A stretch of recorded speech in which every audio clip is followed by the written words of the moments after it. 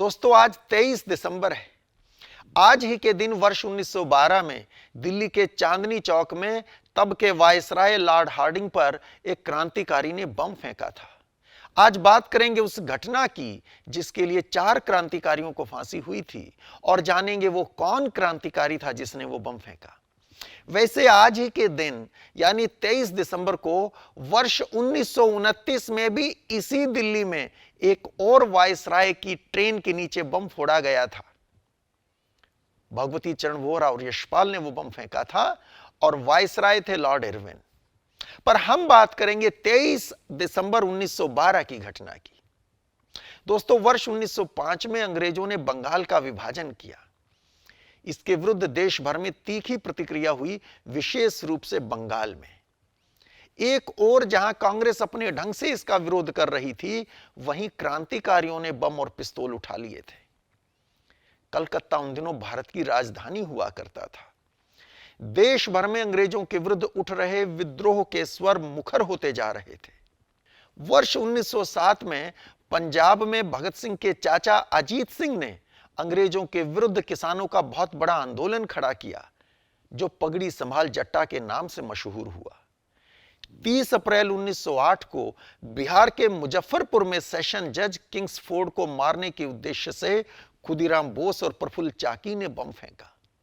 उधर 21 दिसंबर 1909 को महाराष्ट्र के नासिक में अनंत कन्हेरे और साथी क्रांतिकारियों ने अंग्रेज कलेक्टर जैक्सन की हत्या कर दी। इन हालात में अंग्रेजों ने भारत की राजधानी कलकत्ता से बदलकर दिल्ली लाने का निर्णय किया ताकि सारे भारत पर अच्छे से नियंत्रण रखा जा सके। उन्हीं दिनों दिल्ली के रहने वाले लाला हरदयाल दिल्ली में क्रांतिकारियों का संगठन कर रहे थे, जिसमें मास्टर अमीरचंद, दीनानाथ और जैन चटर्जी आदि शामिल थे। लाला हरदयाल वर्ष 1908 में विदेश चले गए और अब दिल्ली में उनके काम को देख रहे थे मास्टर अमीरचंद, जो सेंट स्टीफंस कॉलेज के एलुमनाई थे और समाज में बड़ी इज्जत थी। लाला हरदयाल के एक और साथी थे लाला हनुमंत सहाय। उन्होंने राष्ट्रीय शिक्षा के प्रचार के लिए दिल्ली के किनारी बाजार में एक स्कूल खोला, जिसमें अमीरचंद और अवध बिहारी जैसे शिक्षक थे। बंगाल से क्रांतिकारी रास बिहारी बोस भी उत्तर भारत आ गए थे और देहरादून में वन विभाग में हेड क्लर्क की नौकरी कर रहे थे। उत्तर भारत के क्रांतिकारियों के साथ मिलकर रास बिहारी बोस कार्य कर रहे थे, बल्कि उनको नेतृत्व दे रहे थे। दोस्तों वर्ष 1911 में इंग्लैंड के सम्राट जॉर्ज पंचम भारत आते हैं। 12 दिसंबर 1911 को दिल्ली में उनका दरबार लगता है। वैभव और ताकत का प्रदर्शन करने वाले दरबार का आयोजन होता है कोरोनेशन पार्क में, जहां 50,000 लोगों के बैठने की व्यवस्था थी। सभी देसी रियासतों के राजा नवाब सिर झुकाए खड़े थे। सम्राट जॉर्ज पंचम ने राजधानी को कलकत्ता से दिल्ली शिफ्ट करने और बंगाल के विभाजन को रद्द करने की घोषणा की। इसके बाद राजधानी दिल्ली शिफ्ट करने की तैयारियां शुरू हो जाती हैं और फिर अगले साल 23 दिसंबर 1912 को viceroy Lord Hardinge special train से कलकत्ता से दिल्ली पहुंचते हैं। नई राजधानी में उनका विधिवत प्रवेश होता है, जिसे स्टेट एंट्री कहा जाता है। वे मोती नाम के एक विशाल हाथी पर पूरी शान के साथ बैठे थे और उनके साथ थी उनकी पत्नी। पीछे एक भारतीय सेवक छतरी लिए खड़ा था। हजारों हाथी, घोड़ों, तोपों, बंदूकों और सैनिकों के साथ मीलों लंबा विशाल जुलूस पुरानी दिल्ली रेलवे स्टेशन से शुरू होता है और चांदनी चौक होते हुए धीरे धीरे आगे बढ़ता है। सड़क के दोनों ओर खड़े हजारों लोग उस वैभव को निहार रहे हैं। घरों की छतों और बालकनियों पर भी भारी संख्या में लोग जमा हैं। इस जुलूस को देखकर स्वतः ही यह भाव मन में उठता है कि जिसका इतना बड़ा साम्राज्य है, जिसमें कभी सूर्यास्त नहीं होता, इतनी विशाल फौजें हैं और इतना विपुल ऐश्वर्य है, उससे मुट्ठी भर क्रांतिकारी जिनके पास ना धन है ना साधन, कैसे लोहा लेंगे। लेकिन दिल्ली के कुछ मन चले क्रांतिकारियों ने उस अवसर पर कुछ और ही असर पैदा करने की ठान रखी थी। दोपहर का समय था। वायसराय का हाथी परांठों वाली गली के सामने पहुंचता है। तभी किसी अज्ञात दिशा से उनकी सवारी पर एक भयानक बम गिरता है। निशाना जरा सा चूक जाता है। वायसराय के पीछे छतरी लिए खड़ा व्यक्ति मारा जाता है और बम में भरी कीलों से वायसराय की पीठ पर चोट आती है अच्छी खासी। सौभाग्य से उनकी पत्नी और महावत को कोई चोट नहीं लगती है। पुलिस चारों तरफ से चांदनी चौक को घेर लेती है। वायसराय आदेश देते हैं कि जुलूस ज्यों का त्यों चलते रहना चाहिए, लेकिन जरा सा आगे चलने के बाद वे मूर्छित हो जाते हैं। उन्हें हाथी से उतारने के लिए महावत हाथी को बैठाने की कोशिश करता है, लेकिन हाथी स्वयं इतना घबराया हुआ था कि बैठता नहीं है। आखिरकार आसपास की दुकानों से बड़े बड़े डिब्बे और कोई दूसरा बड़ा सामान लाया जाता है। एक के ऊपर एक रख के लोग हाथी से वायसराय को नीचे उतारते हैं और सड़क पर लिटाकर फर्स्ट एड दी जाती है। कुछ देर बाद हार्डिंग को होश आता है और वे जुलूस को आगे बढ़ने का आदेश देते हैं। यह बम फेंका था बसंत कुमार विश्वास ने, जिन्हें रास बिहारी बोस ने बम धमाकों का प्रशिक्षण दिया था।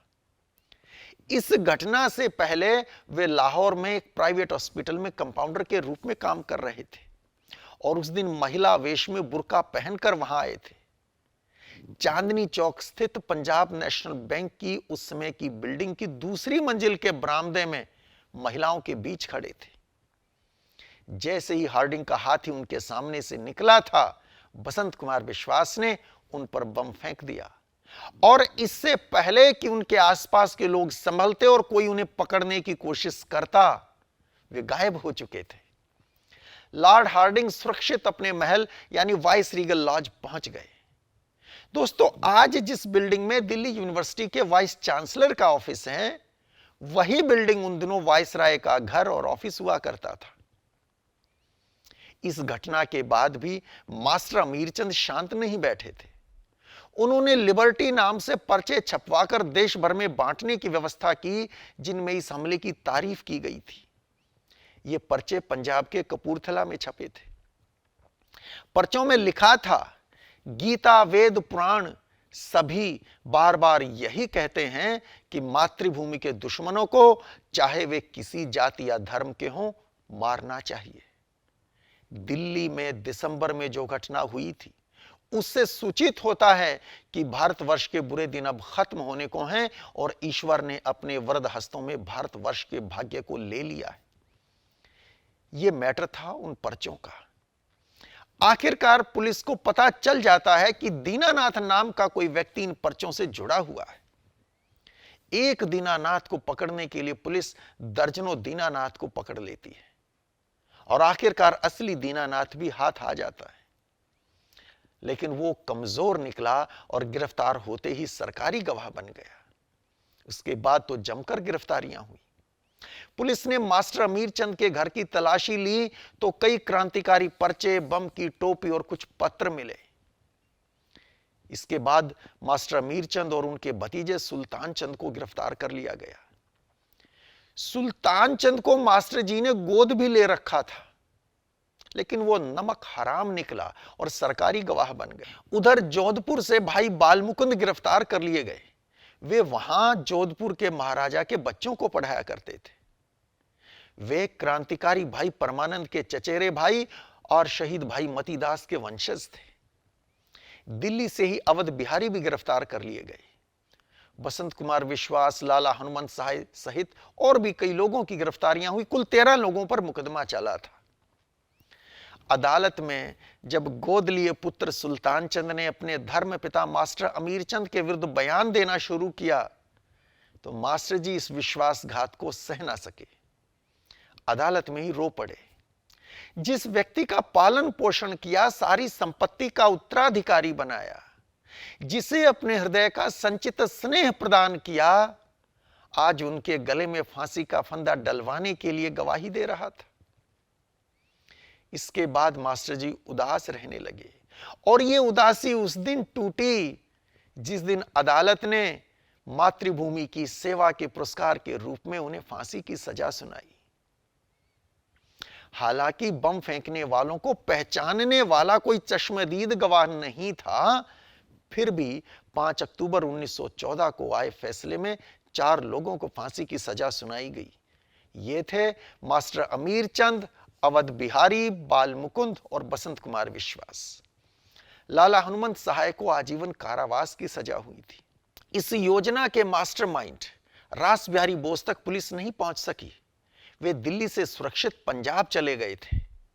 वहां उनके लिए घर किराए पर लिया गया और क्रांतिकारी रामशरण दास की पत्नी उनकी पत्नी बनकर उनके साथ रही ताकि किसी को संदेह ना हो। दोस्तों, भारत की आजादी के लिए लाला रामशरण दास और उनकी पत्नी के महान त्याग का मूल्यांकन सही से कभी किसी ने किया नहीं। यदि वो पकड़ी गई होती तो सालों साल सलाखों के पीछे कटते और माथे पर ऐसा कलंक लगता जिसे मिटाना बहुत मुश्किल होता। मास्टर अमीरचंद, अवध बिहारी और बाल मुकुंद को दिल्ली जेल में फांसी दी गई। उन दिनों दिल्ली जेल वहां हुआ करती थी जहां आज मौलाना आजाद मेडिकल कॉलेज है। कभी मौका मिले तो उन बलिदानियों के स्मारक पर श्रद्धांजलि देने जरूर जाइएगा। अवध बिहारी से जब उनकी अंतिम इच्छा पूछी गई तो उन्होंने कहा, मेरी एक ही इच्छा है कि अंग्रेज राज का नाश हो। इस पर अंग्रेज अधिकारी ने कहा, अब तो शांतिपूर्वक मरिए। अवध बिहारी ने हंसकर उत्तर दिया, अब शांति कैसी, मैं तो चाहता हूं ऐसी प्रचंड क्रांति की आग सुलगे जिससे सारी ब्रिटिश सत्ता ही नष्ट हो जाए। बड़ी बहादुरी से फांसी के तख्ते पर चढ़े थे। उधर बसंत कुमार विश्वास को पहले आजीवन काला पानी की सजा सुनाई गई थी। उसमें उनकी उम्र केवल 17 साल की थी जब वो बम धमाका हुआ। पुलिस ने अदालत के उस फैसले के विरुद्ध चीफ कोर्ट में अपील की थी और सजा बढ़कर फांसी में बदल गई थी। अंबाला सेंट्रल जेल में फांसी दी गई थी। भाई बाल मुकुंद पंजाब के झेलम जिले में करियाला गांव के रहने वाले थे। उनकी गिरफ्तारी के बाद पुलिस ने तलाशी के लिए गांव में उनके घर के फर्श को 2-2 गज खोद दिया था। शक था पुलिस को कि वहां बमों का खजाना दबा है। बाल मुकुंद विवाहित थे। उनकी पत्नी राम रखी को जब पता चला कि पति को जेल में मिट्टी मिली हुई रोटियां मिलती हैं खाने को और गर्मी में भी अंधेरी कोठरी में कंबल पर सोना पड़ता है, तो उसने भी अपने आटे में मिट्टी मिलानी शुरू कर दी और यूं ही गर्मी में कंबल पर सोने लगी। जिस दिन भाई बाल मुकुंद को फांसी होनी थी, वो भी सुबह सुबह नहाकर एक चबूतरे पर बैठ गई और प्राण त्याग दिए। दोनों की चिता एक साथ जली थी। तो दोस्तों, ये थी कहानी 23 दिसंबर 1912 को दिल्ली के चांदनी चौक में वायसराय लॉर्ड हार्डिंग पर फेंके गए बम की। कैसी लगी कमेंट बॉक्स में लिखकर जरूर बताइएगा। जय हिंद, जय भारत।